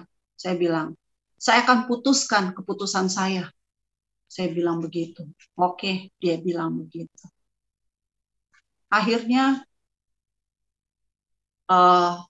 saya berapa bulan kemudian, saya balik lagi ke sana.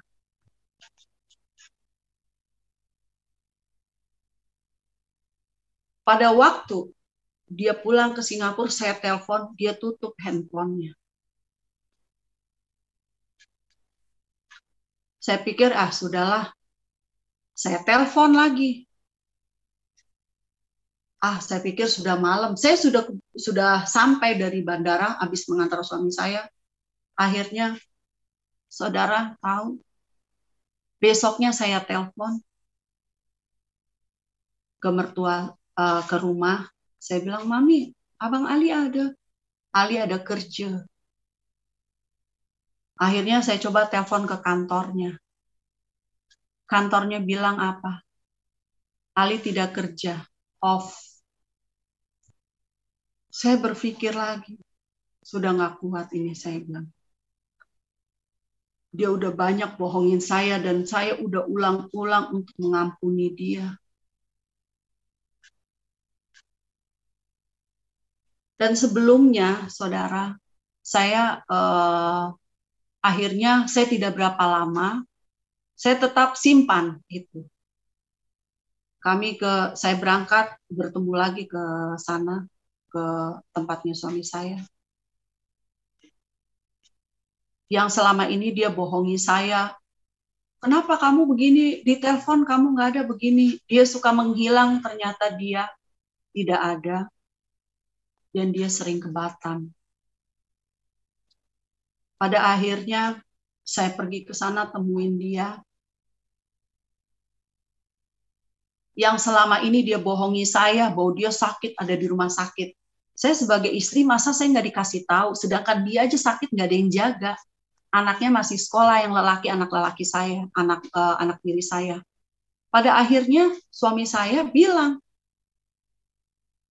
terus saya kaget pada waktu ke sana, saya temuin obat yang untuk kuat laki-laki. 1 botol. Saya mikir, ini obat untuk apa? Sedangkan saya tidak ada, dan itu obat untuk ya perkasa laki-laki lah itu ya. Padahal suami saya itu punya sakit gula yang sudah parah. Kalau mau dibilang itu urutannya sudah stadium 4 ya. Mellitus. Banyak dia bohongi saya karena setiap kali saya di sini, saya telepon dia selalu pergi ke Batam. Akhirnya selama itu yang dia bohong-bohongi saya, dia sakit lah. Tidak, saya tidak mau bikin pikiran kamu, katanya. Sudah, dia katanya masuk rumah sakit lah, dirawat lah, beginilah, begini. Pokoknya banyak cerita dia bohongi saya. Karena dia berteman dengan gengnya dia yang ya mau dibilang bajingan ya. Kalau perempuan pasti kalau marah sama laki-laki bajingan perempuan gitu. Maaf ya bapak-bapak. Akhirnya pada waktu dia masuk rumah sakit, ada nanah yang di jempolnya dia, dirawatlah dia di rumah sakit. Saya harus bolak-balik menengok dia, dan saya tidak bisa menjaga di sana. Jadi bolak-balik dari rumah sakit, saya pulang. Pada waktu itu sudah 2 hari berikut, suami saya mau operasi, itu entah itu mau dipotong, dia punya jempol, karena yang urusannya untuk berbicara dengan dokter, semua adik sepupu saya, sepupuan dari dengan suami saya, dan itu harus dioperasi. Saya nggak tahu itu mau dipotong apa entah mau dikorek. Itu dia punya jempolnya yang sudah besar, nanahnya di dalam. Akhirnya saya ceritanya pergi ke mall dan saya beli sendal gunung untuk dia pakai setelah dioperasi, otomatis diperban, jadi masih bisa lah dia pakai. Kalau sepatu kan nggak mungkin, jadi pakai sepatu itu. Sendal gunung itu. Jadi kan terbuka di depannya. Sementara saya dipegangin handphone sama suami saya. Kamu pegang ini, saya nak masuk meja ruang operasi. Oke. Ya udah, saya cepat-cepat saya sambil menunggu dia operasi, cepat saya pergi ke mall, saya berjalan kaki. Pada waktu saya buka, dia ada berhubungan dengan perempuan yang sebenarnya tidak wajar. Sedangkan saya dengan suami saya itu beda 17 tahun. Yang dia pacarin umur 15 tahun, lebih tua anak lelaki tiri saya. Itu kan sudah gila. Dan pernah saya teringat bahwa dia sudah piara perempuan itu.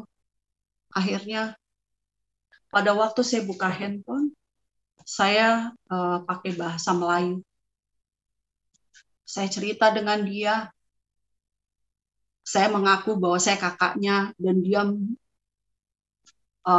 sangat merindukan suami saya. Saya diam.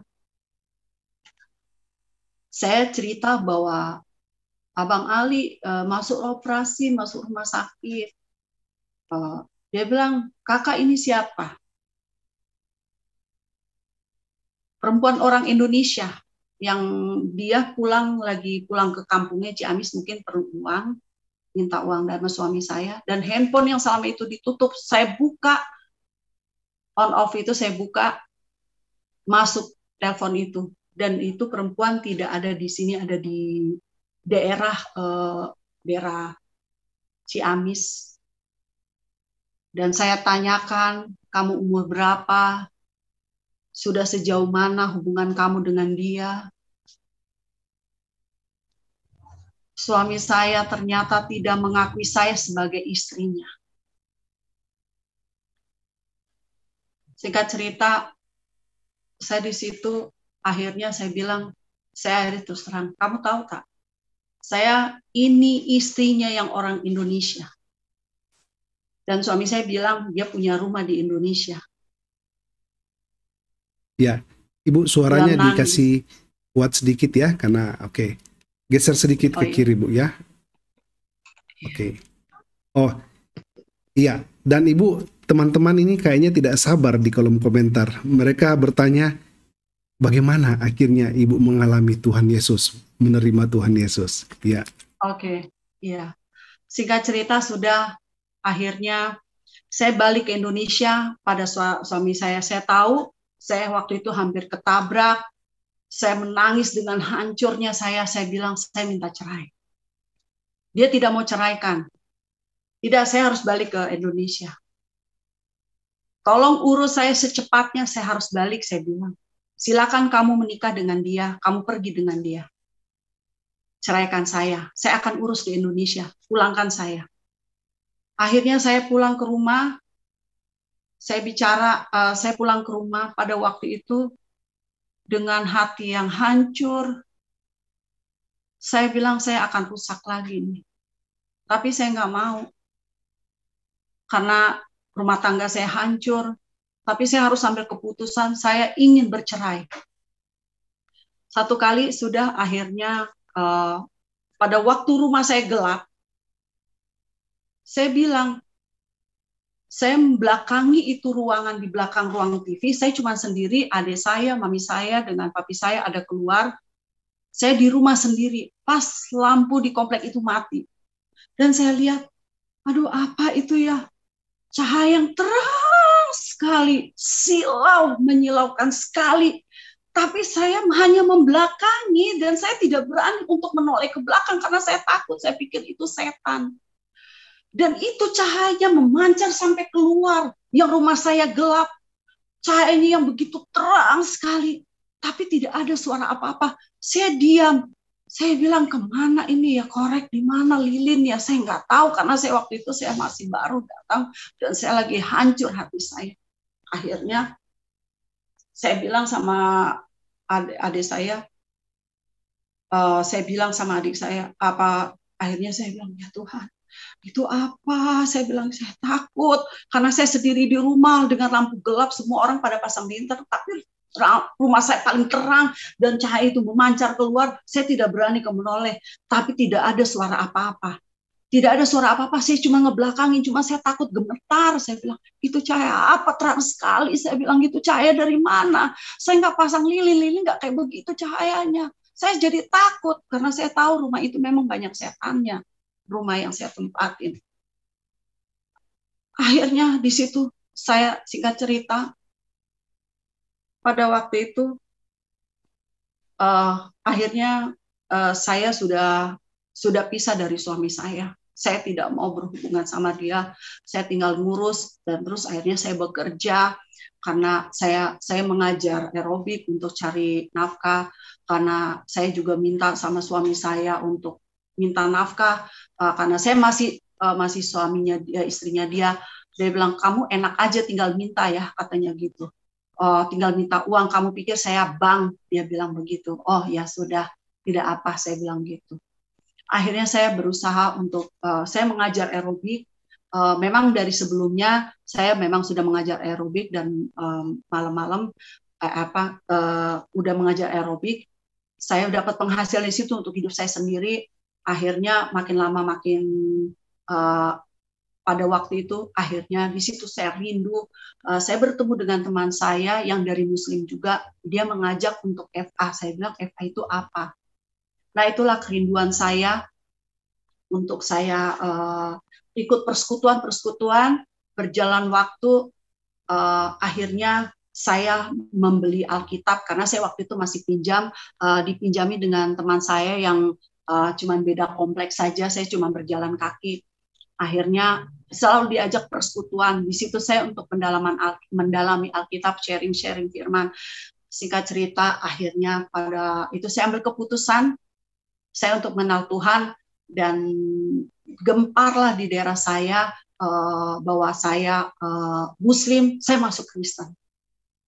Akhirnya murid-murid senam saya, ibu-ibu semua bilang, di sini ada lah ibu-ibu bilang. Akhirnya saya perkatakan, itu saya, Bu.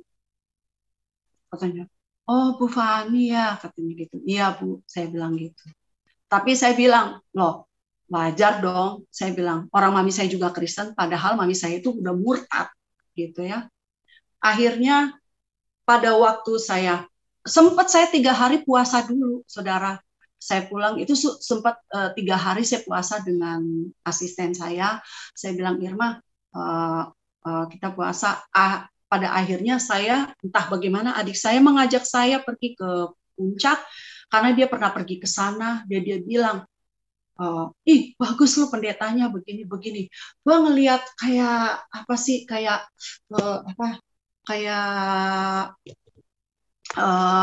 kabut, tapi di situ serbuk emas, katanya gitu. Dikasih penglihatan dia. Akhirnya saya bilang ya sudahlah, katanya yaudah lu masuk ya. Gue mau di luar aja, nggak mau masuk ke gereja, bilang gitu. Gue nganterin aja, saya bilang begitu. Itu bersama mami saya. Akhirnya udah, kok lu kenapa keluar lagi? Nggak jadi. Enggak, tutup, ada perayaan Natal. Oh ya udah kita pulang aja deh. Ya udah kita makan dulu. Ya udah pulang. Pas di rumah saya kaget. Ada flyer undangan KKR Natal di Gelora Bung Karno. Terus pikiran saya bilang, Lan, ini ada perayaan Natal nih. Berarti itu gereja itu ada perayaan Natalnya di sana. Saya nggak tahu juga di sana gereja apa, yang ini gereja apa. Saya nggak tahu ya, karena memang masih bingung lah saya. Saya nggak tahu dalam hal gereja yang baru. Akhirnya saya bilang sama adik saya, ya udah kita siap-siap aja yuk. Ya udah. Karena itu perayaan Natal, saya pikir mami bilang, ya udah pakai baju bagus katanya. Oh ya udah deh, pakai baju. Saya pakai baju blazer, udah sampai celana. Nah, kita berangkat. Dan itu parkirnya jauh di luar, tapi saya masuk kita jalan kaki tetap itu. Ramenya, dan itu kebangunan rohani tahun 2000 ya. Pada saat itu pulang saya dari ibadah, saya sementara ibadah baru masuk, udah rame begitu, pujian-pujian penyembahan, saya nangis terus. Saya dalam hati, kenapa ini ya gitu. Hati saya walaupun nangis, saya dalam hati bertanya, oh kenapa? Itu air mengalir terus. Singkat cerita sudah selesai ibadah, akhirnya saya keluar. Banyak begitu orang yang jual-jual macam-macam lah ya, seperti ya buku-buku rohani, kaset, CD apa semua. Saya beli juga CD, saya beli juga gambar Tuhan Yesus yang ada tongkatnya dengan ada domba, saya beli itu. Terus digulung-gulung, saya pikir nanti saya bingkainnya di rumah. Wah, itu saya udah langsung jatuh cinta sama Tuhan Yesus pada waktu saya bertobat pertama kali itu, KKR besar-besaran kebangunan rohani tahun 2000. Akhirnya saya pulang dan papi saya pagi-pagi datang mau pinjam mobil. Dia kaget itu ada gulungan gambar yang Tuhan Yesus itu yang bawa tongkat dengan domba itu. Dilihat sama papi saya, langsung saya diadili. Akhirnya saya ngantuk-ngantuk gitu karena pulang pagi. Akhirnya saya bilang, papi saya bilang, apa-apaan kamu? Kamu jadi kafir, kamu murtad, kamu. Papi bikin kamu ya, papi saya punya ilmu putih. Kapan saja, saya pada waktu itu sudah tidak takut, saya untuk mati, saya tidak takut, saudara. Akhirnya, papi bilang, kalau papi sudah menempak ke tangannya dia ke bumi, akan terjadi sesuatu kepada saya. Itu papi saya udah sumpah begitu. Papi saya akan bikin, papi udah ngancam saya, papi bunuh kamu, katanya. Lebih baik kamu mati, katanya begitu. Saya tuh tidak nangis justru. Oh, kalau mau mati ya udah mati aja deh. Saya bilang begitu. Karena memang saya udah hancur juga gitu. Saya udah nggak takut mati. Tapi akhirnya Dan pada waktu itu saya pun tetap di rumah saya sendiri, saya mendalami Alkitab. Saya dituntun Roh Kudus 3 hari 3 malam, saudara, saya tidak tidur. Saya bingung sendiri, kok gue kuat ya, kok nggak tidur-tidur. Padahal saya kalau 1 malam nggak tidur aja, atau berapa jam saya kurang tidur malam, saya ngedrop darah, kayak saya punya tekanan darah rendah. Akhirnya di situ saya bilang, saya udah nggak takut. Saya nggak takut mati. Akhirnya papi saya keluar ambil kunci. Udah, terus saya tidur lagi. Saya terus baca Alkitab. Saya menangis. Setelah itu saya menangis. Saya bilang, Tuhan, kalau papi mau apa-apain saya nggak takut mati, Tuhan. Saya bilang begitu. Tapi aku sungguh cinta Engkau, Tuhan. Saya bilang, saya pun rela mati. Karena saya punya pergumulan saya, tapi saya ada damai sejahtera. Dan saya udah nggak takut mati. Pikir saya, mungkin saya nggak tahu kalau papi, karena papi saya galak. Mami saya aja dilempar gelas, lempar asbak itu di tengkorak kakinya dia sampai luka. Itu galaknya papi saya kepada mami saya yang udah memperlakukan papi saya tuh banyak deh. Dipukulin apa, dikebukin, udah. Akhirnya saya bilang, ya Tuhan, saya cuma menangis, Tuhan. Kalau Engkau selamatkan, kenapa tidak dengan papi saya? Tolong Tuhan. Saya minta belas kasih Tuhan. Keselamatan buat papi saya. Saya bilang begitu. Akhirnya dalam berapa minggu kemudian, papi saya dengar dia seperti ada sakit. Saya pikir sakit mah biasa. Dibawa ke rumah.